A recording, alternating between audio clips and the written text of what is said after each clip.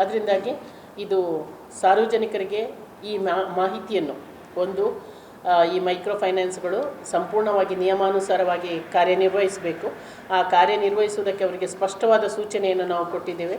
ಯಾವುದೇ ಲ್ಯಾಪ್ಸಸ್, ಯಾವುದೇ ದೂರುಗಳು ಬಂದಲ್ಲಿ ಅಥವಾ ಈಗ RBI ಗೈಡ್ಲೈನ್ಸು ಮೀರಿ ಅವರು ಕೆಲಸ ಮಾಡಿದ್ದು ನಮಗೆ ದೂರುಗಳು ಬಂದರೆ ಸ್ಟ್ರಿಂಜೆಂಟಾಗಿ ಆ್ಯಕ್ಷನ್ ಇನಿಷಿಯೇಟ್ ಮಾಡ್ತೇವೆ ಅನ್ನೋದನ್ನು ಕೂಡ ಅವರಿಗೆ ನಾವು ತಿಳಿಸಿದ್ದೇವೆ. ಅವರು ಕೂಡ ಅದಕ್ಕೆ ಒಪ್ಕೊಂಡಿದ್ದಾರೆ. ಇದುವರೆಗೆ ಯಾವುದೇ ರೀತಿಯಲ್ಲಿ ನಾವು ತೊಂದರೆ ಕೊಟ್ಟಿಲ್ಲ ಮತ್ತು ಕಾನೂನುಬದ್ಧವಾಗಿಯೇ ನಾವು ವ್ಯವಹರಿಸ್ತೇವೆ ಅನ್ನೋದನ್ನು ತಿಳಿಸಿದ್ದಾರೆ.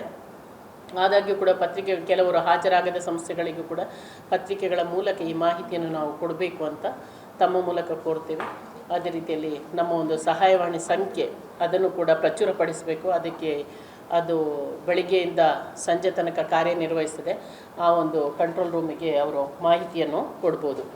0820 257 4802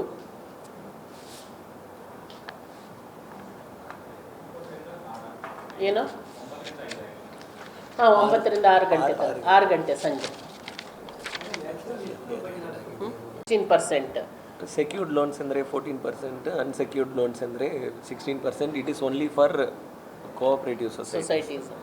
ಫಾರ್ ಅದರ್ಸ್ಗೆ ಗೈಡ್ಲೈನ್ಸ್ನಲ್ಲಿ RBI have simply told that ನೀವು ಏನು ತೊಗೊಳ್ತೀರೋ ಅದನ್ನು ಡಿಸ್ಪ್ಲೇ ಮಾಡಬೇಕು. ಅಂದರೆ RBI ಗೈಡ್ಲೈನ್ಸ್ ಅವರಿಗೆ ಇಂಡಿವಿಜುವಲ್ ಸಂಸ್ಥೆಗಳ ಅಪ್ರೂವಲ್ ತಗೊಳ್ಳುವಾಗ ಅಲ್ಲಿ ಏನು ಫಿಕ್ಸ್ ಆಗಿದೆ ಅದನ್ನು ಅವರು ಡಿಸ್ಪ್ಲೇ ಮಾಡಬೇಕು. ಕಾಮನ್ ಈ ರೀತಿ ಇಲ್ಲ. They have to display that rate. ಏನು? Advance.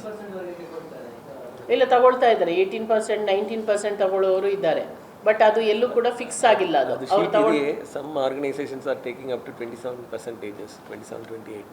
They have mentioned, but only the responsibility is both sides. ಈಗ ಅವರು ಸಾಲ ಕೊಡುವಾಗ RBI have told first assess the household income. ಅದರ format they have given that the household income and expenses ಅನ್ನು ನಿಮ್ಮ agent ಮುಖಾಂತರ first assess ಮಾಡಿ, then give the loan. ಈಗ ಅವ್ರಿಗೆ already more than 50% of their madam ಹೇಳಿದ್ದು that is RBI guideline. It says that more than 50%. ಈಗ 3 ಲಕ್ಷ ಅವರು banks and non banking financial corporations, trust, NGOs, RRBs and small finance banks, cooperative societies ಎಲ್ಲ ಇದೆ.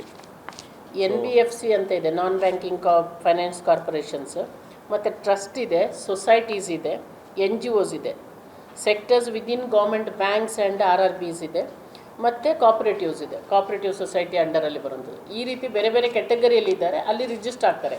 ಕೆಲವು unregistered ಕೂಡ ಇದೆ. Unregistered ನೇರವಾಗಿ police can register FIR, direct FIR ಮಾಡೋದಕ್ಕೆ ಅವಕಾಶ. ದೂರುಗಳು ಬಂದು side stepping of that comes under BUDS Act. Police can directly register FIR if it is not registered anywhere. ಮುಖ್ಯವಾಗಿ ಅದೇ ಅವರು ಲೋನು ಕೊಡುವಂಥದ್ದು ಯಾರು ಈ ಎಕ್ಸ್ಟ್ರಾ ಯಾರು ಇದು ಮಾಡ್ತಾರಲ್ಲ, ಲೋನ್ ಇದು ಇಂಟ್ರೆಸ್ಟ್ ಆಗ್ತಾರೆ ಅಂತ, ಅದಕ್ಕೆ ಎಲ್ಲೂ ಇಷ್ಟು ಫಿಕ್ಸ್ ಅಂತ ಇಲ್ಲ. ಅವರೇ ಡಿಸೈಡ್ ಮಾಡ್ಕೊಳ್ತಾರೆ. ಅವರ ಬಾಡಿಯಲ್ಲಿ ಬೋರ್ಡಲ್ಲಿ ಡಿಸೈಡ್ ಮಾಡಿಕೊಂಡು ಅದನ್ನು ಸಾಲ ತಗೊಳ್ಳೋವರೆಗೆ ಕಮ್ಯುನಿಕೇಟ್ ಮಾಡಬೇಕು ಅಂತ, ಇಷ್ಟು ನಮ್ಮದು ಇಂಟ್ರೆಸ್ಟ್ ರೇಟ್ ಇದೆ ಅಂತ. ಅದನ್ನು ಇಂಟ್ರೆಸ್ಟ್ ರೇಟ್ ನೋಡಿಕೊಂಡು ತಗೊಳ್ಳುವಂಥದ್ದು ಬಿಡುವಂಥದ್ದು ಜವಾಬ್ದಾರಿ ತಗೊಳ್ಳೋರ್ದಾಗಿರ್ತದೆ. ಆ ಕಾರಣಕ್ಕೋಸ್ಕರ ಅಲ್ಲಿ ಇಂಟ್ರೆಸ್ಟ್ ಇಷ್ಟೇ ಅಂತ ಫಿಕ್ಸ್ ಮಾಡಿಲ್ಲ.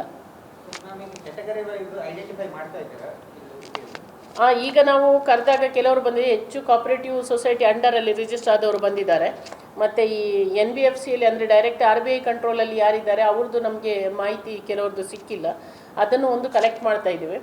ಮತ್ತು ಹಿಂದೆ ನಮಗೆ ಬಂದಿರೋ ಪ್ರಕಾರ ಮಾಹಿತಿ ನಾವು ಜನರಲಾಗಿ ಹಿಂಗೆ ಮಾಹಿತಿ ತಗೊಂಡಾಗ ಸುಮಾರು 120 ಸಂಸ್ಥೆಗಳು ಈ ರೀತಿ ಲೋನ್ ಲೆಂಡಿಂಗ್, ಇದರಲ್ಲಿ ಪಾನ್ ಬ್ರೋಕರ್ಸು ಬೇರೆ ಬೇರೆ ಇದು ಬರುತ್ತೆ ಕ್ಯಾಟಗರಿ ಇದೆಲ್ಲ, ಆ ರೀತಿ ಗಿರವಿ ಅಂಗಡಿ ಅಂತ ಏನೋ ಹೇಳ್ತಾರೆ ಈ ಕಡೆ. ಆ ರೀತಿ ಟೋಟಲ್ 120 ಸಂಸ್ಥೆಗಳು ಮೊದಲು ಇತ್ತು ಅಂತ. ಅದರಲ್ಲಿ ಸುಮಾರು ಈಗ ಕ್ಲೋಸ್ ಆಗಿದೆ ಅಂತ. ಈಗ ಎಕ್ಸಾಕ್ಟ್ ನಂಬರ್ಸ್ ನಮಗೆ ಎಷ್ಟು ಇದೆ ಅಂತ ಗೊತ್ತಿಲ್ಲ. ಕೆಲವರು ನಾವು ಸುಮಾರು 120 ಸಂಸ್ಥೆಗಳಿಗೆ ಇವತ್ತು ನೋಟಿಸ್ ಕಳಿಸಿದ್ದೇವೆ.